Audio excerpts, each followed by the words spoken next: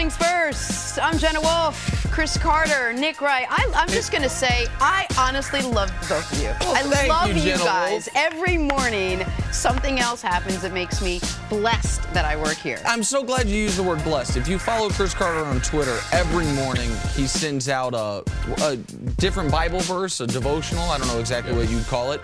But I've never actually seen him get down on two knees and pray as I did 60 seconds ago. And it was inspirational on my end. It was great to see. Yeah, it's directed at you two. Yeah. Well, are we okay? Do we meet your standards? We're good. You know, We're good. we Listen, he puts up with a lot with the two of us. Jesus, take the wheel. But he's happy he does. You are happy, right? All right, let's start the show. It is one thing to be the best in your field, but not the best every day. And then there's another thing to be LeBron James. Lately, and by lately I mean almost every single night, he's carrying his team as the best player in the league. LeBron James out west to play the Nuggets. I'm pretty sure the Cavs were there as well. LeBron scored 39 points. He grabbed 8 boards. He had 10 assists, including a clutch basket to put the Cavs up 5 with just under 10 seconds to go. Cavs end up winning, and here is LeBron James describing how he's playing right now. Probably at an all-time high, you know, just because of my body, my mind, the way I go out and approach the game. And then, you know, just the grace of God giving me the ability to do this. So, you know, I'm blessed, and I never take it for granted. All right, Cece, here's a question I could have asked you today or any day over the last 15 years of NBA seasons. How impressed were you by LeBron's performance last night? Not only his performance, but his ability to be able to play at this level. And, you know, where is he right now as a player?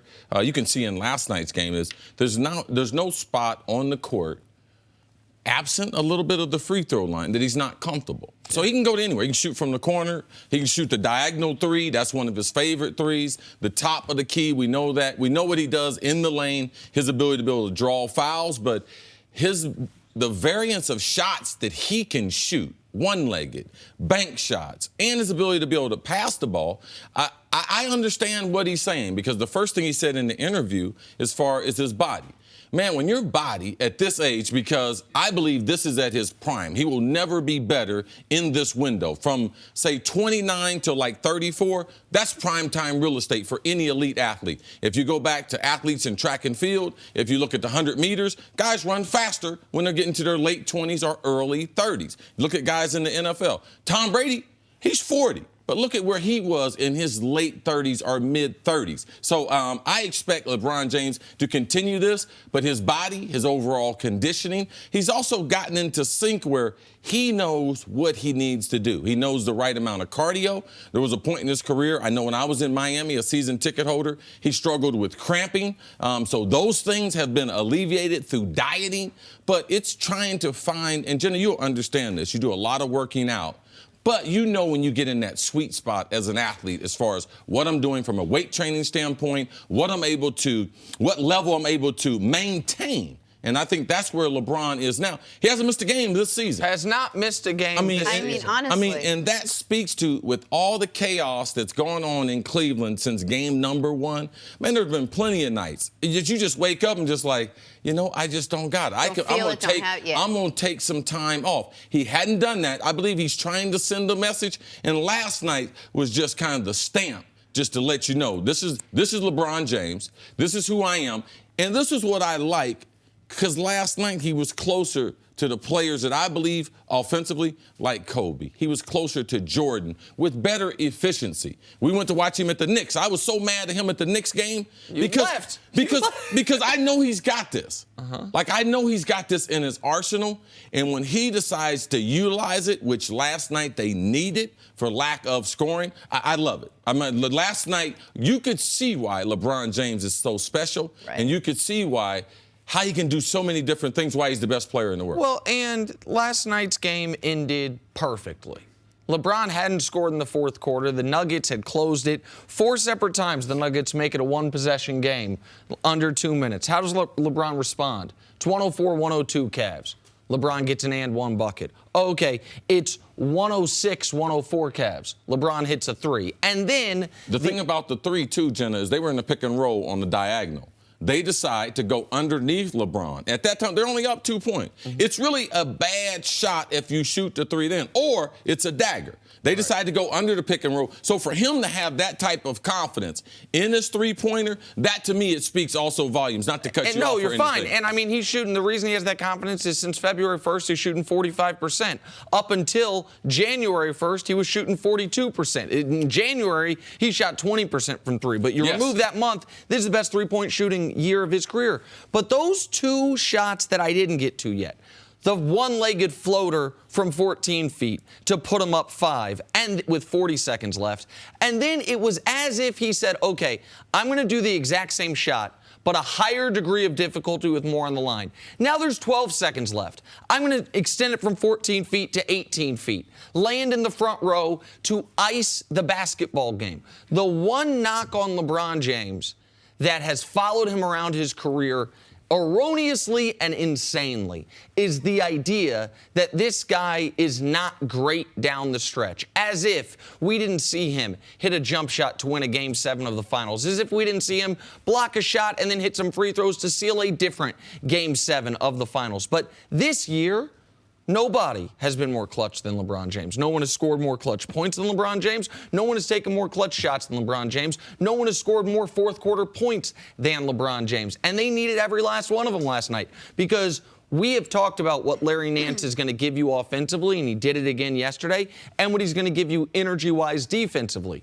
Where he is going to struggle is against elite big people. Not undersized fives, but true 7-footers or close to it like Jokic is. And Jokic was giving him work in the second half that put the Nuggets back in the game. But thank goodness that there's no championship team that has that type of player. Exactly right. Also, Jokic was looking for some revenge because he got benched in the game before against Dallas. Didn't play in the fourth quarter. Yeah, so he came out and he took it out on Nance. But that is a good point as far as, yes, the pluses of Larry Nance. But when you start getting to it, this is what kept Denver in the game, and that's why LeBron had to have the heroics that he did have. No one will doubt that when LeBron plays like this, the Cavs can beat just about anyone. I mean, he down the stretch, clutch shots, outside shots. I mean, he does it all. I guess my question would be, does he have to play like this in order for the Cavs? I mean, what are we talking about here? The East? Are we talking about going up against the Warriors? Are you talking about winning it all? Does he have to have consistent games just like this in order for this team to win? Jenna, this is how LeBron plays in the finals. And they haven't been able to beat the Warriors. This is exactly what LeBron James, if you look at the numbers, this is what LeBron has been doing. So now, I mean, we expect to get that. Now, can LeBron, like last night against different opposition, can he do this 4 times? Because that's what he's going to have to be able to do. Like, can Kyle Korver, one of those guys, hit a shot? Which in game number three we were at, if he makes that shot, then LeBron comes back with what he did last night. This is the way LeBron has played. Golden State has been that good that it wasn't good enough. CeCe's absolutely right. Like, what I think we saw last night was not necessarily NBA Finals LeBron, but the reason I have not been worried about the Cavs in the East at all is what we saw last night is playoff LeBron. If you saw early in the game in the first half, 22, 4, and 6 to give his team a 12-point cushion. Yes. And then slowly kind of tries to get other players involved, takes the foot off the gas somewhat, and says, okay, but if you need me, I'll be ready at the end. The Nuggets, because of Jokic, as we were talking about, they draw it back close, they need him, and he closes it at the end. That's playoff LeBron. In order to beat the Warriors, listen, they have beaten the Warriors. If you look at, take last year out of it, the first 2 times they met in the finals, how did the Cavs get a 2-1 lead? LeBron was the only player on his team that was really above replacement level. Everything ran through him. He was giving you 40 a night. How did they win the final 3 2 years ago? He had 41 in back-to-back games. Then he had a 29-point triple-double in the finals and played great defense, particularly at the end. In order for the Cavs to have any shot to beat the Warriors or the Rockets, what you have to get is at least 3 transcendent LeBron performances and then one other game where everyone hits shots. The team wins the game. Right. That's the only way to do it. He's the only player in the league that this would be plausible with. And this is the point that I want to make about LeBron. When people are how close is Kevin Durant? Like, what is the gap between LeBron and everyone else? You switch off LeBron with any other player in this league, and put them on this Cavs team this year with everything going on with them. They are not a playoff team. They are. You put Russ on there. You put Steph on there. You put KD on there. They are fighting for the 8th spot, as opposed to being a team that I think we all believe will be in the NBA Finals. And that's the reason why he should be the most valuable player. All right, moving on to the Rockets. Spoiler alert: they're still really good. They won their 17th straight game last night. This one at the expense of the Milwaukee Bucks. James Harden had 26. Rockets improved to 34-1 now when Harden, Paul, and Clint Capella all play. I feel like they should just all play. Nick, are the Rockets the most complete team in the NBA? Oh, they are definitely the most complete team. Now, you can argue if they're the best team or not, and I think a lot of people would still say Golden State's the best team. But as far as the most complete team, a team that doesn't have any holes, a team that can beat you in different ways at different paces with offense or defense, with bench scoring, with starter scoring, with three-point scoring, or with transition scoring, the Rockets are a team that checks every single box. The only thing they don't have is a true low-post scorer.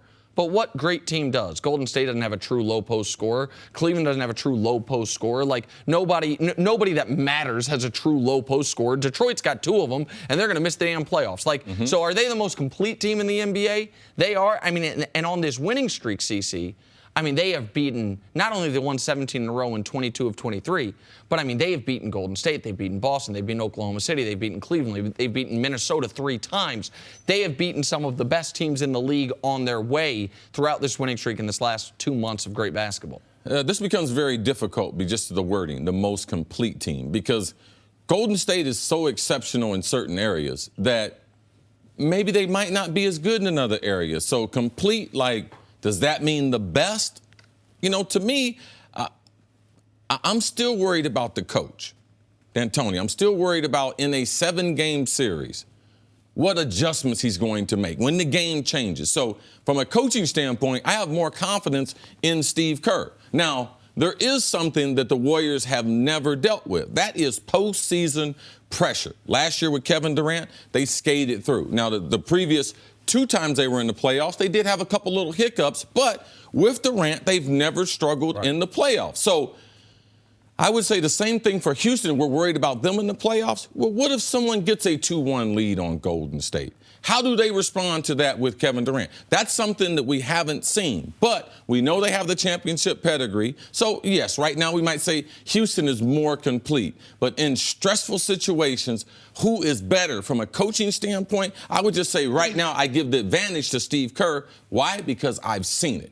And I haven't seen Houston do it. So right now, in March, complete. But, yes, but Golden State is so good.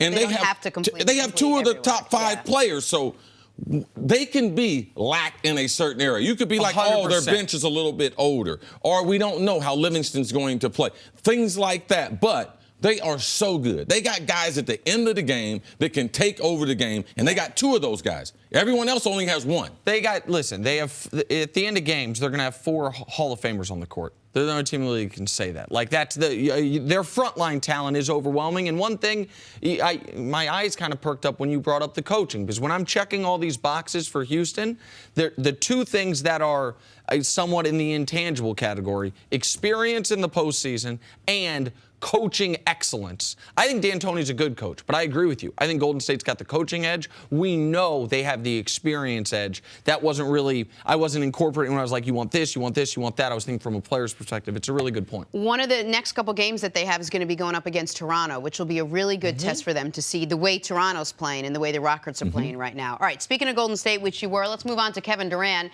and the Warriors. Durant's having another great season, and Durant's having another year of being overlooked as a front runner for MVP. According to Durant, this doesn't bother him. See, when you're great, you either play great or you tell people that you play great while also playing great. Durant chose the latter, telling Yahoo Sports, look, I know how good I am. Everybody in this league knows how good I am. All the fans know. They know when I step on the court, they fear me as fans of the game.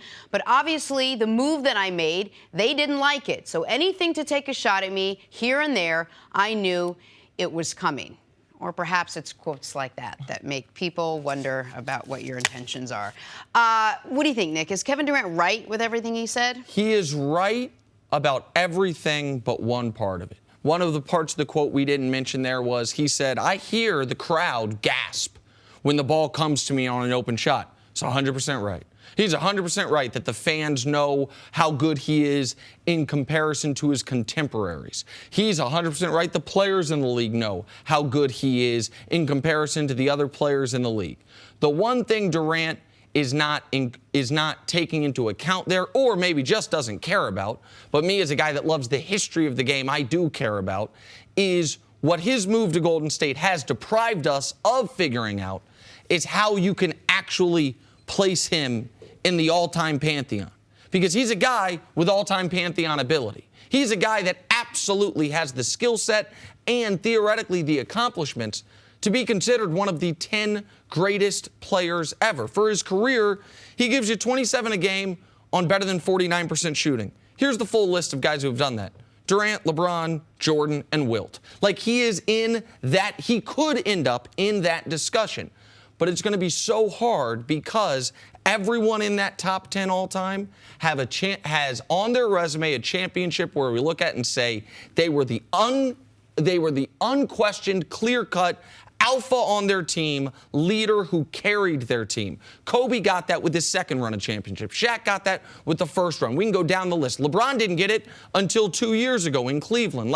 So that is the one thing that if Durant stays in Golden State with Steph for the rest of his career, that we won't get to find out. But the rest of it, what he's talking about in the here and now, I got no problem with what he said, and I think what he said's correct. All the players in the top 10 as far as NBA ranking all time, every one of them you can poke holes in their resume. Every one of them you can poke holes in what their legacy is. But for me, before Kevin Durant went there, he didn't have no legacy. He wasn't going to be no winner. He was going to get ready to score a lot of points, a lot like Melo, score a lot of points, be a phenomenal scorer, but not a champion. And your legacy changes when you are a champion. So without the move to Golden State, we'd say, man, he might not have won a championship. So when you don't have a championship, you're already down a couple tiers of the greatest players ever. To me, you also have to judge him on the time for which he played. It's the time of the super team. Kevin Durant was a free agent. He lived out his obligation in OKC. He don't have to stay there to prove himself for a legacy standpoint. To me, it's about, man, how do I get better? And going to Golden State, it made him a better player. I could care less if he was playing with people who couldn't see out there. Being the best in the NBA, and I think that his relationship with LeBron and the things that he said, he gets a lot of validation from LeBron, who's one of his best friends. Kevin Durant is a phenomenal player. People do gasp when he gets the ball. Yes, the thing that Kevin didn't mention was, I ain't got no problem with what you do on the court. The only issue I had was the stuff that he did off the court that seemed petty. It seemed immature. It seemed not becoming of one of the greatest players ever. He left that part out. So I have no problem with him going to Golden State.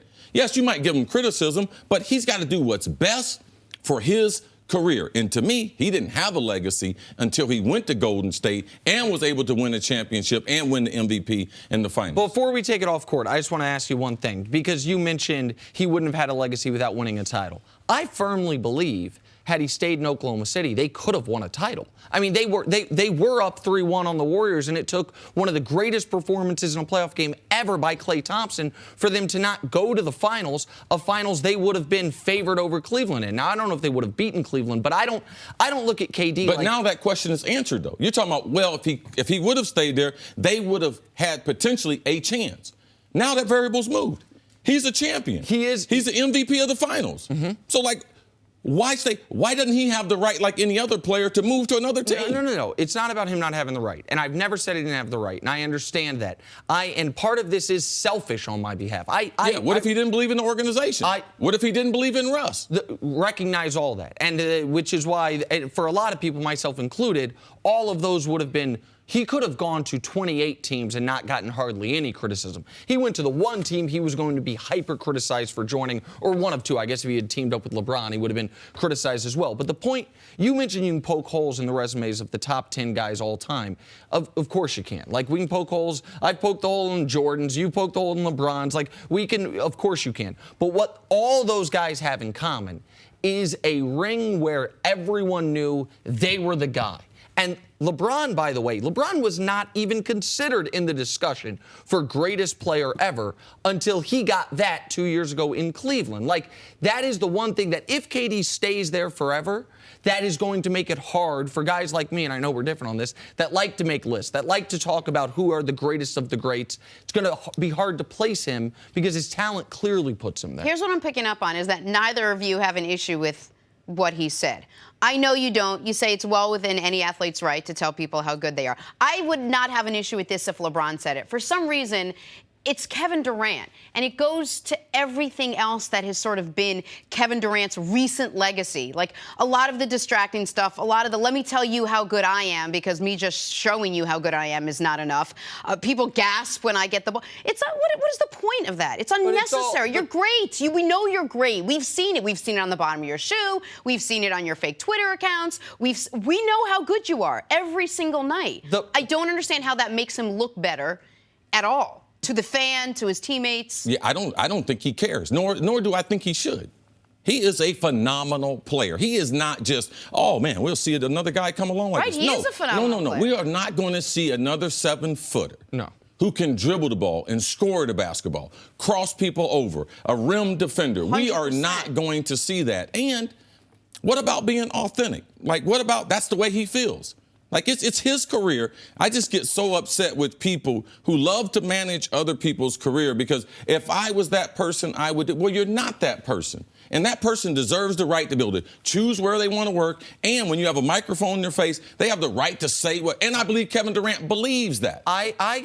Jenna, I was as critical of Durant for the shoes and the fake Twitter accounts and the all of a sudden tough guy act that he was, I thought, perpetrating the first half of this year as anyone on television. I think all those things irked me. I thought he was not representing himself as a true superstar in this league, should all those things. This, to me, is just honesty. And maybe I'm a man on an island. I prefer every day of the week honest, authentic cockiness as opposed to false humbleness. Him and LeBron did the commercial, and LeBron said, we're the best two players in the world, correct, and we have been for a long time. So if LeBron can say it, KD can definitely say it. But LeBron's not nearly as image conscious as we all talk about KD being. I think LeBron's the most image conscious athlete in the world. I think LeBron. But you have to admit he is too. Listen, and KD. And he's worried about it. How come I became the bad guy? KD certainly does care what people are saying about him. Like I know. Right, and that's I'm saying a real that thing. doesn't help. He's human. So do you. And so do you. Right, but I wouldn't come out and say I'm the best. I know I'm good at stuff, but I wouldn't say I'm the best. But he is. At it. But why do you have to tell people? We know you are. We know you're the best. I'm going to tell you, Jenna, I don't believe anyone in the history of football caught the ball better than me.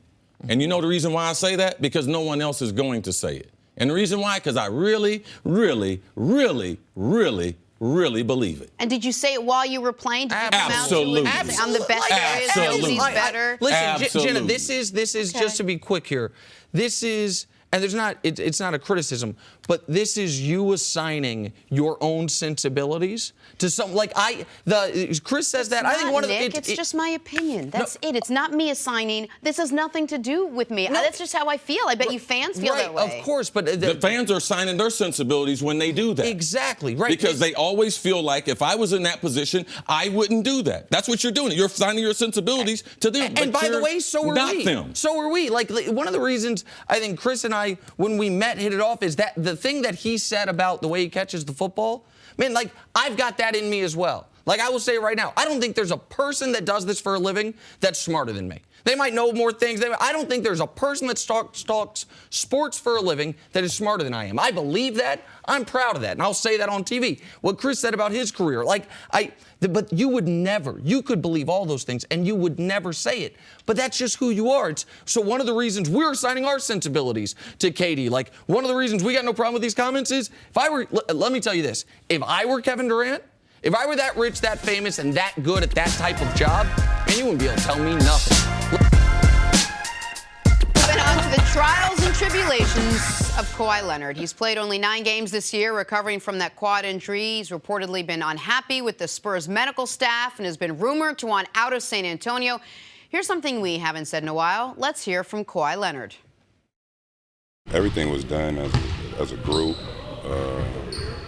I don't feel like nothing was friction. I talk to Pop every day. He know what the progressions were. He knew what I was doing the whole entire time, as well as the front office, and we made a group decision, so it wasn't me just going out and saying I'm going to go do this.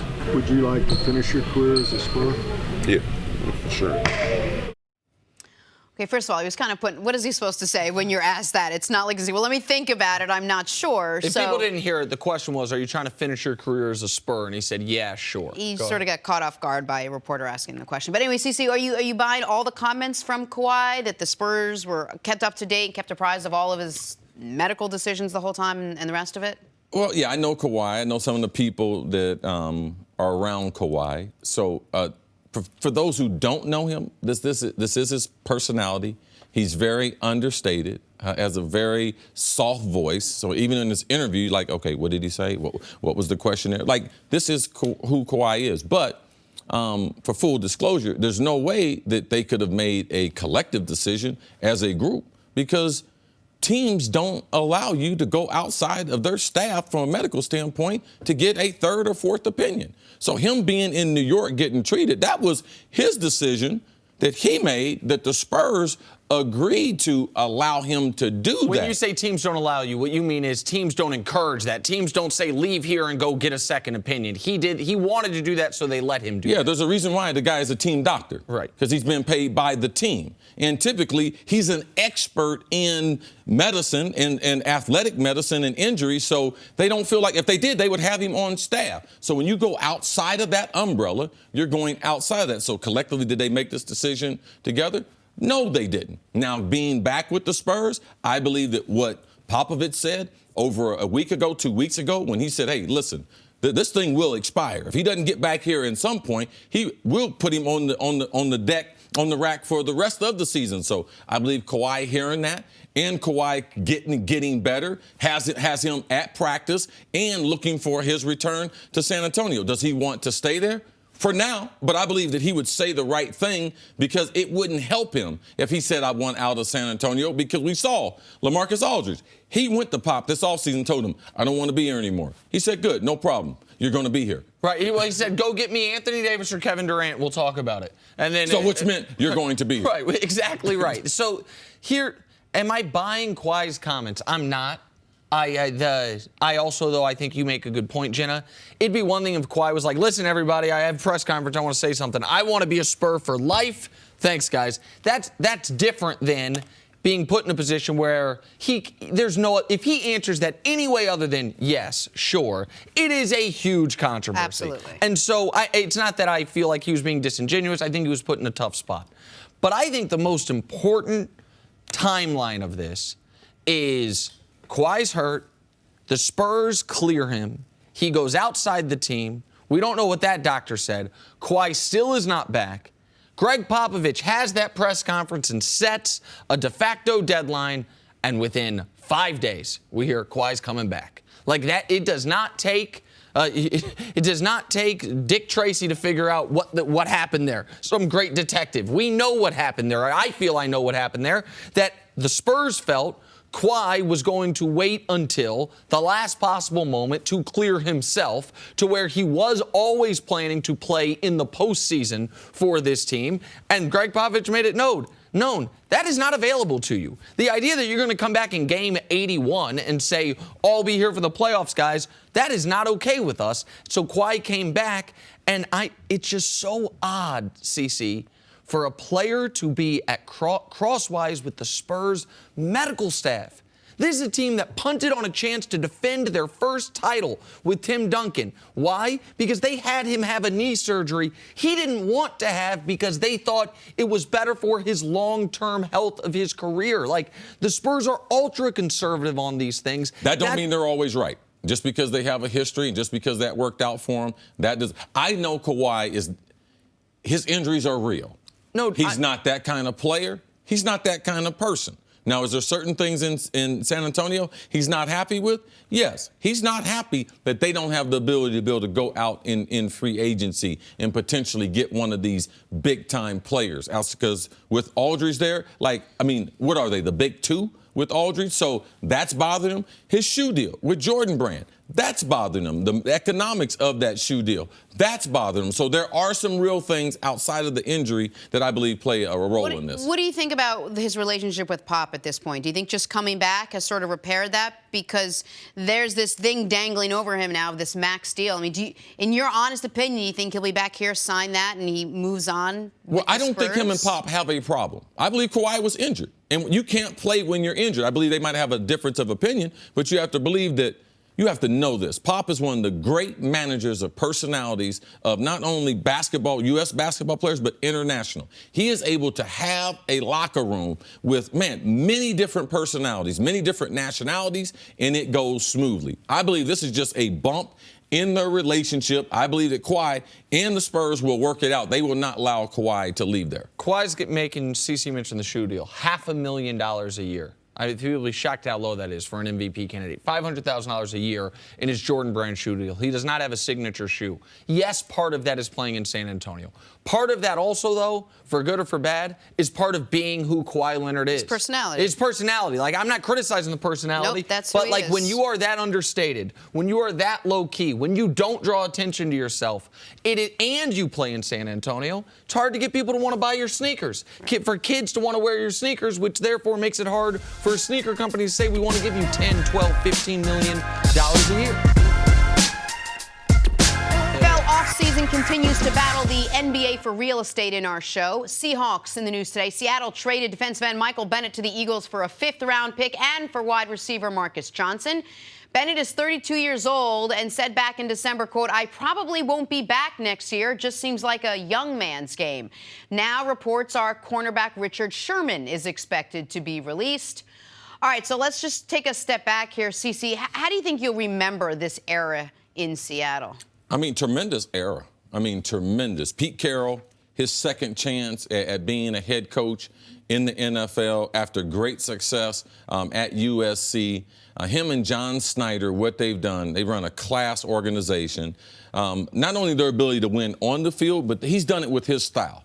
When you come to Pete Carroll, it's like you don't have to change your personality. I'm going to make you the best version of you. Or whoever you are, I'm going to dig into you to find out who you are. It's about competition around this building. Every time they step through the door, they're competing at every level. Pete Carroll, the oldest coach in the NFL, still trying to tap into his ability to coach up young people, the vibe that they have in the organization, the way guys can speak their mind, their overall togetherness on the protest. I mean, this organization has been a championship organization, but it all boils down to 3 years ago in Super Bowl 49, their indecision not to run Marshawn Lynch for whatever excuse, for whatever reason that they decided to do that. Because when you have one Super Bowl and you have a chance to have two, and what that did, the next year what they do, they lost in the playoffs to Carolina. Carolina's in the playoff contention. Cam Newton gets MVP. So now all these other teams have come up, but their mark should be excellence. It's going to be, wow, how good could this have been? Because I believe if they win Super Bowl 49, they win back-to-back. I believe Marshawn Lynch gets at least another year. And I believe it's harder to break this team up. But what they did through these draft picks and free agents has been exceptional. Their ability to develop players have been exceptional. My hat off to Pete Carroll and John Snyder and what they do in Seattle. Listen, I echo exactly what you said, that they deserve an enormous amount of credit. They picked Russell Wilson. And people, okay, so, yeah, they passed on him a couple times, then they picked him. They had just signed Matt Flynn to a huge contract. Yes. They picked Russell Wilson not in the first round, not in the second round, nope. In the third round. No one would have been like, oh, you're not starting. No one thought they were going to start Russell Wilson. They had given Matt Flynn all this money. They saw Russell Wilson was better and said, you know what? Money be damned. Yeah. We're going to go with the better player. The way they developed Richard Sherman, the way they developed so many of these guys. Doug Baldwin. And taking chances on guys. Yes. That other teams, Michael Bennett, we know he's a good player, but can he work with others? Like, right. No, he was not that good in Tampa. Right. Bring him here and we'll make it work. So they deserve an enormous amount of credit for that. But you are correct. One of the biggest what-ifs, sliding doors moments in NFL history is that goal line play, the Malcolm Butler interception, not scoring a touchdown. Not only for them, but what that meant for New England. We can talk about them on the front end. You mentioned if they win that Super Bowl, Marshawn gets another year. If they win that Super Bowl, Cam Chancellor likely gets the contract extension he wanted to start the following year. He doesn't get that. He holds out. They start 0-2. One of those games they lost because the backup safety gave up a bomb to Detroit, I believe it was. Well, guess what that leads to? You're on the road in round 2 against the 1 seed Carolina. Like, see, there are a lot of things. If they win that Super Bowl, Russell Wilson has the greatest start to a career of any quarterback ever. 2 Super Bowls in the first 3 years. Pete Carroll, I think, punches his ticket to the Hall of Fame. You're not moving on from Richard Sherman. There are so many things for them.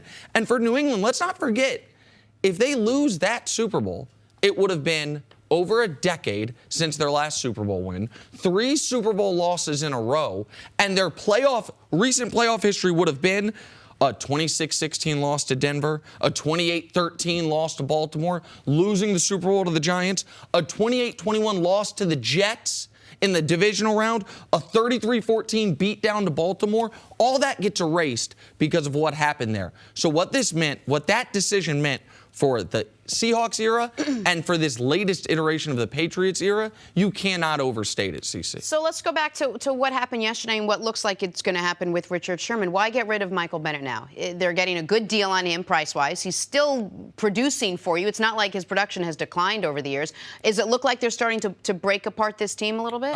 Well, no, they are breaking the team apart. It's not look like. They're getting ready to break the team apart. And we've seen, and we talk about it, with Pittsburgh yesterday, L. Bell, how much money they're going to have appropriated to the offense.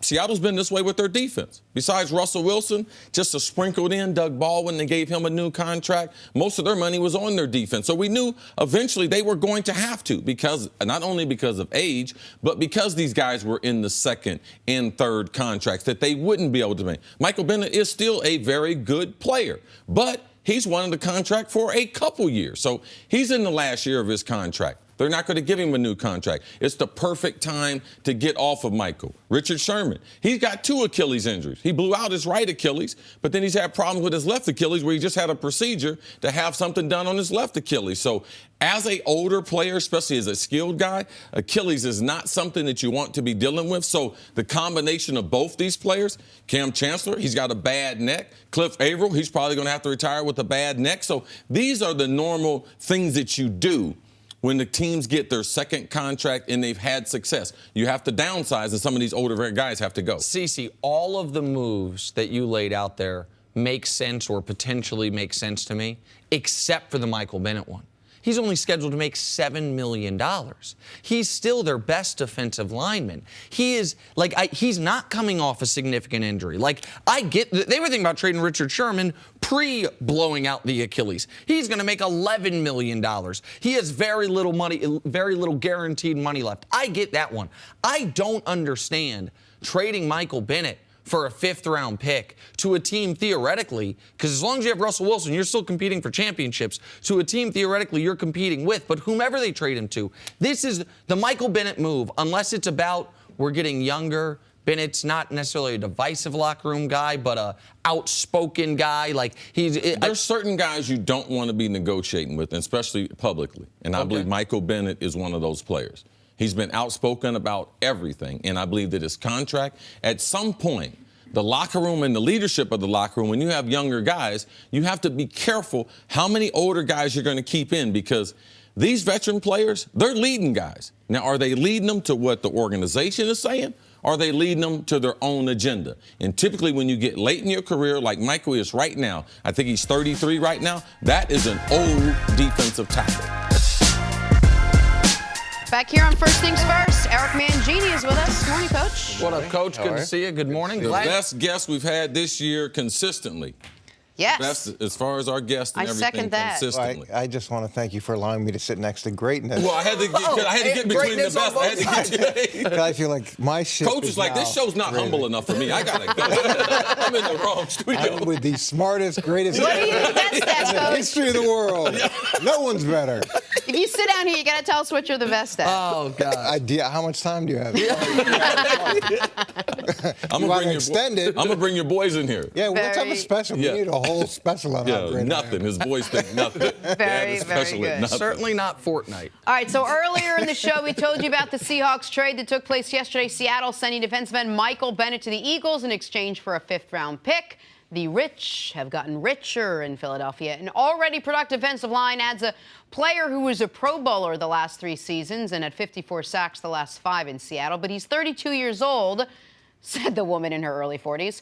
Coach, how much better does Bennett make the Eagles as we gloss over ages? Well, what I like about this move is the fact that the Eagles aren't sitting still. And we give New England a lot of credit in the offseason, making moves and whether it's adding pieces or proactively moving on from pieces. I like that part of what the Eagles are doing. In terms of how much better it makes them, it just depends on what other moves they're going to have to make in order to create salary cap space. They're over the cap right now. And do they move on from Vin Curry? If they could keep Vin Curry, I think that, then the rich get richer. But if they have to move on from him, I know Vin Curry only had 3 sacks, but he did lead the team in hurries. So I love it. I love the fact that they were aggressive with it.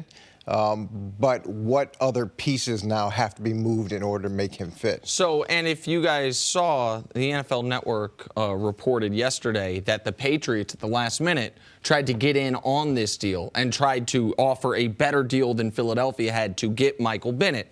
And what does that tell you? It tells me that Seattle moving on from Michael Bennett is not necessarily a clear indicator that Michael Bennett's washed, that Michael Bennett's done.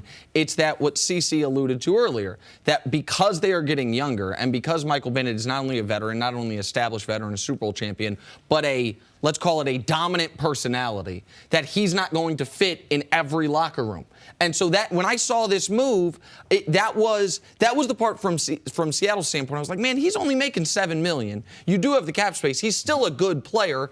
And then the point you make is a good one. But if you're getting younger, what can he do? Philadelphia should have no problem with that. Philadelphia has veteran defensive locker room. They just won a Super Bowl. They have great leadership in place. For them, they can deal with a dynamic personality as well as any locker room in the NFL, correct? Michael Bennett's one of my favorite players in the league. And not only because he's outspoken in the league, but the way he plays the game. People might make fun of him when you see pictures of him. He has the smallest shoulder pads humanly possible. He's got the little league, 8-year-old to 10-year-old shoulder pads on. I mean, he is a man playing this game. He loves to play football. So even at this stage of his career, at 32, Jenna, he loves the game. And I believe it's a great fit for him. And he was fortunate that he's going to Philadelphia compared to going to New England, because it's a lot more fun in Philadelphia and be able to do what you want to do, express yourself, and play within their system with Jim Schwartz, than going to New England, where your brother last year, he basically quit on him at the end of the season. So that right there, I believe he brings a good energy to the locker room. He's more versatile than Vinny Curry. The salary cap numbers, he's a little bit less than Curry. They also have one of their backup defensive linemen who's a free agent, so potentially they're going to lose him. I think this is a great fit. I believe he brings great energy, and you're giving up a low-round draft pick for a rental for a guy for 1 year who has a championship pedigree. And also, go ahead, Coach. Well, it's a good fit, too, because of his age, and he has fought through some injuries.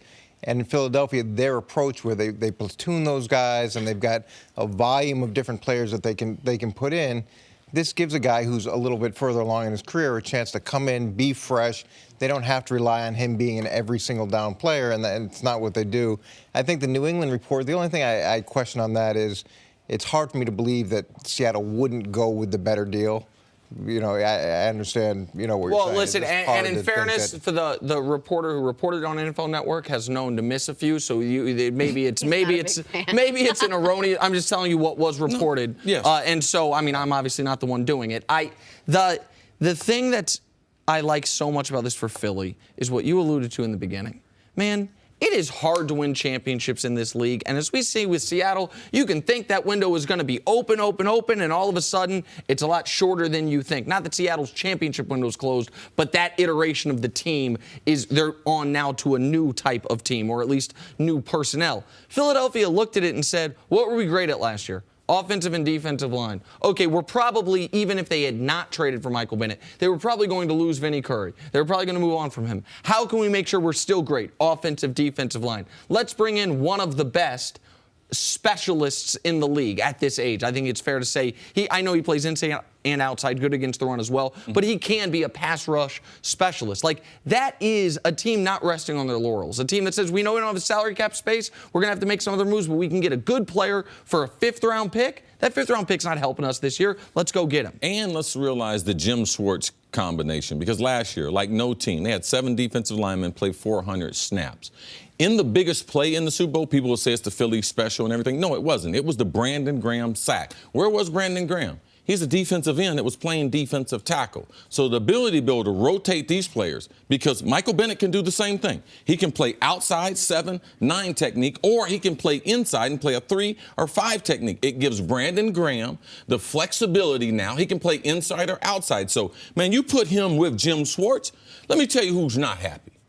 Dallas, the Giants, and the Redskins. And even we heard about New England. I guarantee you New England is not happy that one of the best teams in the league got better by getting a quality player who's also a fit in their scheme. And what you really hope, too, is that after winning the Super Bowl, it's difficult. And I've said this a lot.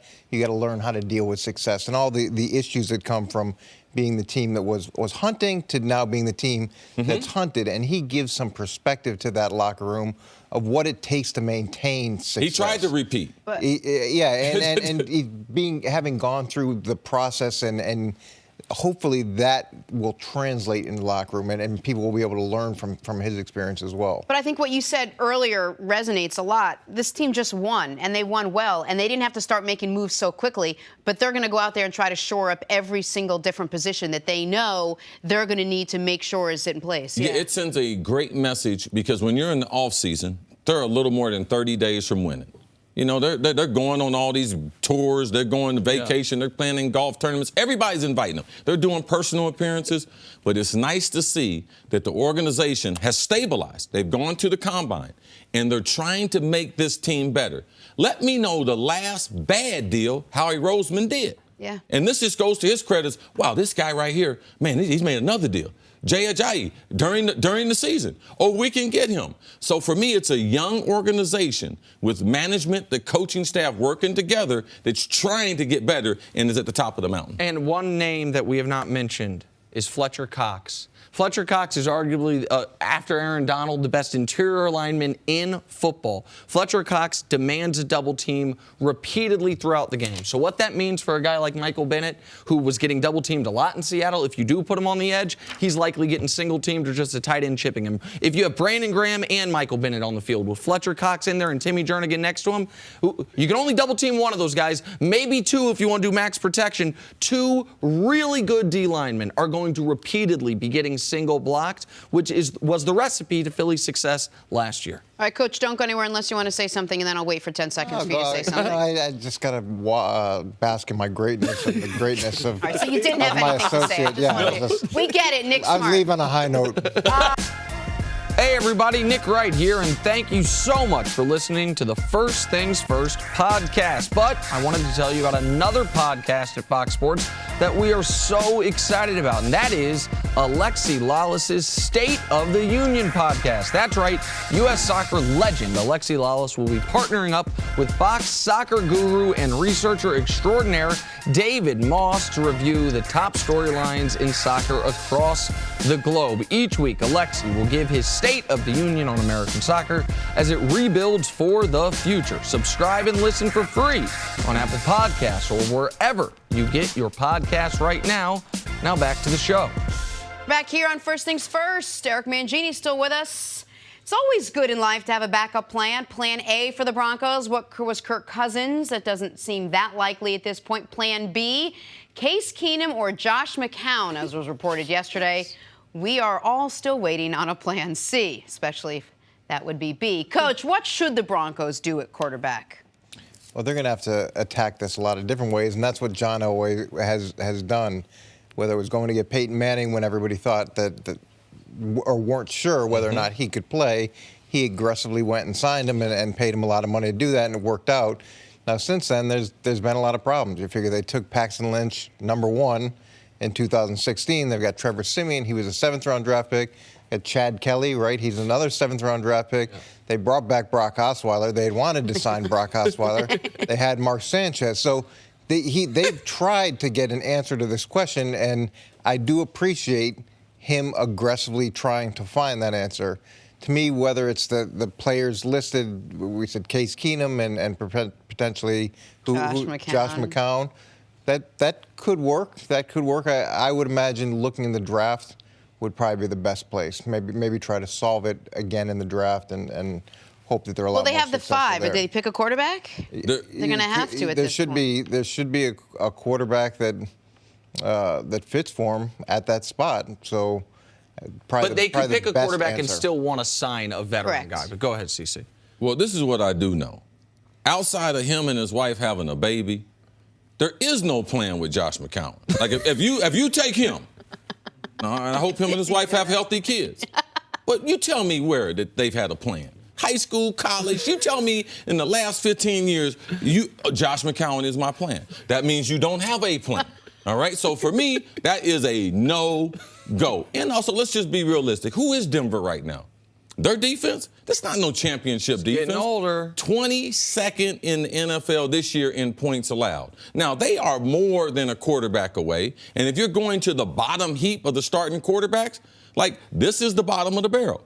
Case Keenum, let's go to him. I'm concerned about Case. Does Case go back to St. Louis, L.A. days, Rams days, because of the lack of offensive line and the lack of a dependable running game? Case will be running for his life. Won't be the Case you were cheering for and pulling. Oh, Case, let's go, Case. It wasn't in that high register, but it was close. But he could go back to the Case that we know. So this Denver defense is not a championship defense, and I don't believe that they're good enough at this point that they can support one of these quarterbacks who would potentially, at their best, be around 22 to 32 as far as the best starters in the NFL. I just want to remind the audience something. Like, this is what Denver gets, because Denver last year had the opportunity to get a quarterback they liked, a quarterback they thought fit, a quarterback they had tried to acquire a year before, in Colin Kaepernick, and decided against it for whatever reasons. And instead, they trotted out Brock Osweiler and Paxton Lynch and 7th-round pick Trevor Siemian. And by the way, Simeon's a good story for a 7th-round pick. He's been better than most 7th-round picks, but just a bad story for your starting quarterback.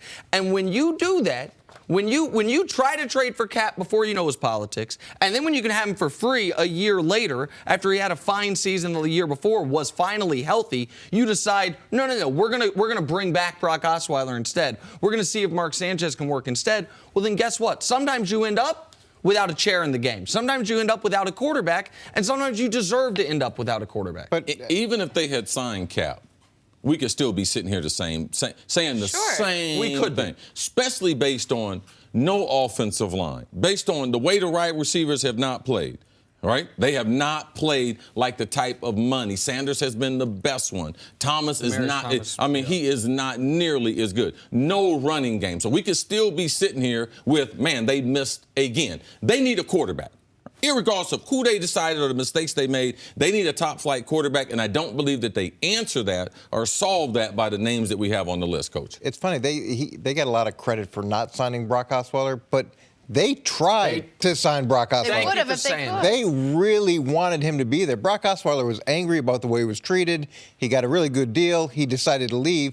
But it wasn't the fact that they said, he's not our guy, we're going to move on. The Broncos they just got outbid. Offered him 4 years, $64 million with $32 million guaranteed, $30 or $32 million guaranteed. The Texans came in over the top, because of course they did, and offered him 4 years, $72 million with $38 million guaranteed. It's not like they watched Brock Osweiler. They signed him without even visiting him. Without even visiting him or talking to him. But it's not like they saw Brock Osweiler and said, you know what? We're walking away from this. That is a forgotten moment of history. It was, you do not get credit for the fact that you did your best to sign Brock Osweiler and just didn't sign him, and then, by the way, brought him back at some point. And I think if you go get a veteran quarterback as a placeholder, it's typically with the thought in mind that you're also going to go get a young quarterback. So maybe they keep Paxton Lynch and go draft another quarterback high. He's drafted, 3 different quarterbacks now. Maybe it might even be a little bit higher. He's drafted 5 quarterbacks if we include the 7th round. Right, well, we'll draft. Okay, so he's tried to solve this problem. I could see them trying to solve it again in the draft and bring in a veteran guy as a placeholder. But there's also a lot of questions of coaching. In coaching, they fired the offensive coordinator in the first year, so we've got a new offensive coordinator. We don't know exactly what the scheme is going to be either. The quarterback pool is really slim this year. Well, I mean, you have it's Kirk always, Cousins, you have Case Keenum, maybe Josh McCown. You have Teddy Bridgewater, who I think is actually a somewhat intriguing option. But his name hasn't come up at all in Denver. Yes. The thing that, just quickly here, if they like Baker Mayfield, I would imagine, and I think he'd be there at 5, I would imagine they would sign a veteran quarterback in addition to that. I don't think they're going to draft Baker and just say you're starting from week 1. So I would think that would be the scenario. I'm totally cool with that. I'm just not Josh McCown. Unless him and his wife are having a baby. I'm just not, that's just not a plan. I love it. They have to have really into them extending I'm sure they probably got kids. They plan for that.